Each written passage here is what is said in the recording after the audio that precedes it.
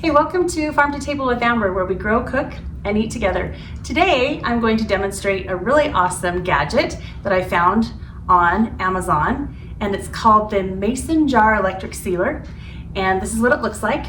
And I want you to stay tuned because I'm going to tell you all the details behind this and also how to seal and why you would want to seal these different items. Stay tuned so that you can hear all of the cool things that I do with this gadget. All right. So like I said, this is an electric Mason jar sealer. It's a vacuum sealer. I absolutely love it. I think it's really clever and fun and easy to use. It comes with this charger, but it doesn't come with the wall outlet thing, so you'll have to buy one of those. It does come in this box, so this is what it looks like. And it also has an instruction manual. The reason why I love this little gadget is because it can keep your food fresh. It also is an equipment that can help you seal your food after you've done it. Now I do have a freeze dryer, so I seal a lot of stuff in jars with this, besides Mylar bags, of course. First, before we get to sealing all of this food, let me just tell you a couple things about it. There's a button here that you push, and it's as easy as pushing that to seal it. When you hold it down, it'll show the indicator on the top of the mechanism, and it says it's 67% charged right now. It'll also have a countdown on the top when you push on that to seal it. And then to seal it, we just simply push that button, but you don't hold it down. So let me show you. Here are a couple things that I like to seal with this device. We eat so much popcorn in our house that we buy it in bulk. So we buy this in big bags, and then I put it in jars like this and then seal it. Let me show you how it works. So this has a regular mouth sealer, then you just twist it and it has a large wide mouth sealer. So it fits both size jars. We just need to get this back together and then lock it. Okay, so there's an indicator on here that shows that it's locked and unlocked. You want to lock it, and then you choose the right size depending on what lid you want to do, and then we go ahead and seal it. So I'm just gonna press that on there, a little bit of pressure, and turn, and then I'm just going to slightly touch the button. I like to wait for at least 25 seconds before I take off this lid, and it should be sealed. And you'll be able to hear a difference.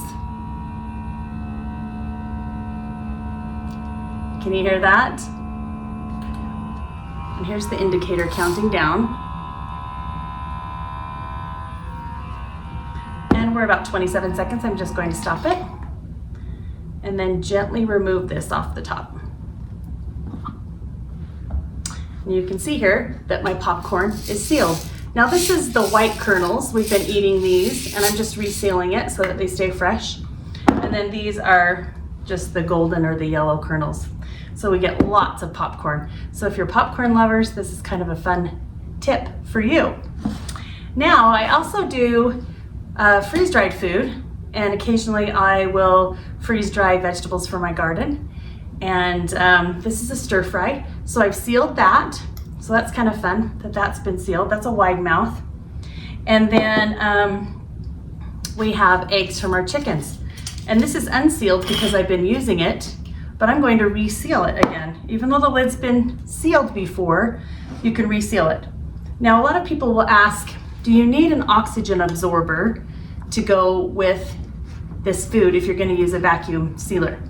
Some would say you don't need one, and some would say you do. I would recommend that when you're doing long-term storage, that you put an oxygen absorber in here and then you vacuum seal it as well. So I'm just gonna press down on this, and we are resealing these eggs that have been sealed before. Then I open them and I use them. Boy, do I love freeze-dried eggs. If you freeze-dry your own eggs, fantastic. If you don't, I've got a link below on where you can get some freeze-dried eggs that are the best. Highest quality, can't even tell they're freeze-dried. So check that out. Okay, I did that for 30 seconds. We'll take this off gently and then you can see that that's been resealed. So I can just use that whenever I need to. We use these a lot. And then of course, here's some Zuppa Toscana that I did and sealed in the wide mouth jar. And I made some fruit leather out of some peaches, some canned peaches that were getting a little bit older. You can watch that video on how I did that. But I'm going to seal a few of these peach rolls, or these fruit roll-ups, I guess.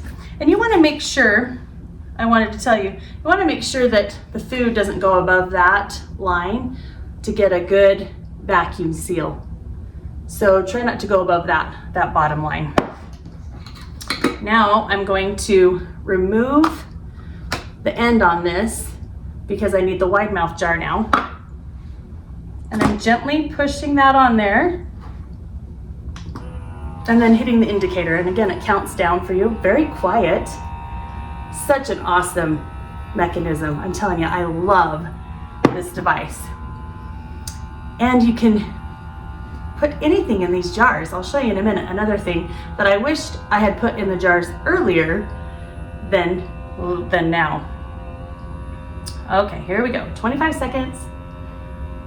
Again, you can hear, and did you hear that little pop? And now my fruit roll-ups, my peach fruit roll-ups are sealed. And then you just indicate the date and put those on your shelf.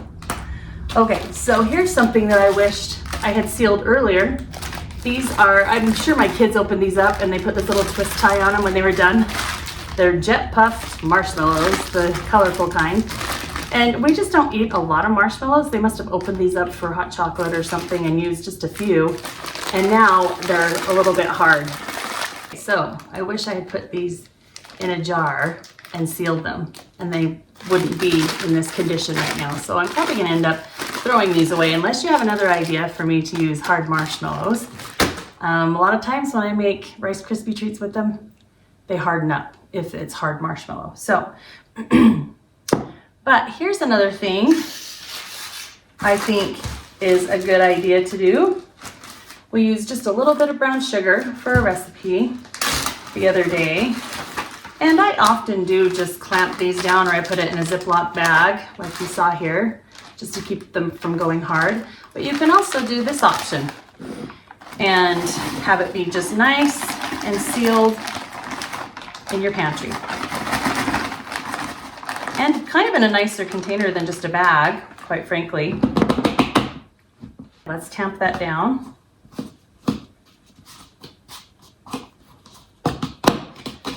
Okay, so there's that brown sugar. I'm not going to use an oxygen absorber with sugar. And then just put the lid on top. And like I said before, you want to keep the food below that thread. It will seal better. And then I gently, I need to put the regular mouth on there and lock it. And then I gently put it on here and hit the button again. And it's going to seal up nicely. So think about all the things in your cupboard that you would like to give a longer shelf life to, so they don't go stale or hard like those marshmallows, or even keeping brown sugar from going hard. This is a really great way to do it. And it's so simple. This little machine is just super simple, and you can plug it into the wall to recharge. Okay, let's see how this turned out. All right, nice and sealed. And then I just put brown sugar, 2025. This is awesome.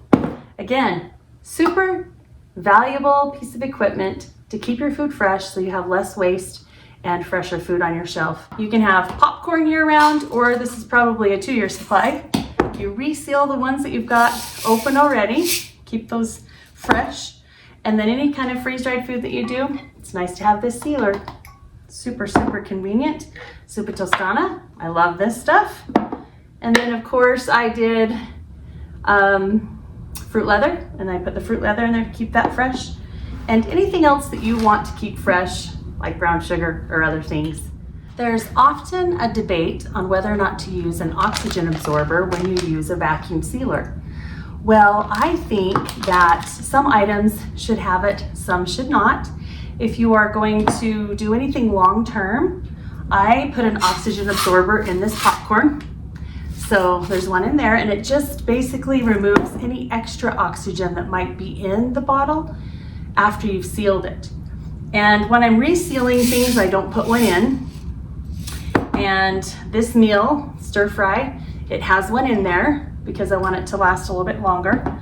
And I didn't put any in the sugar simply because I feel like it might make it go hard. Let me know in the comments below the things that you put oxygen absorbers in when you use a vacuum sealer, or if you don't use them at all. I'm curious. So I highly recommend getting this little device. I have a link below that I'd appreciate if you click on it. I get a small commission from that affiliate link, and you can get it on Amazon. So enjoy this awesome little device. Let me know below the things that you decided to use it for. Thanks for tuning in to Farm to Table with Amber, where we can grow, cook, and eat together. Have a great day.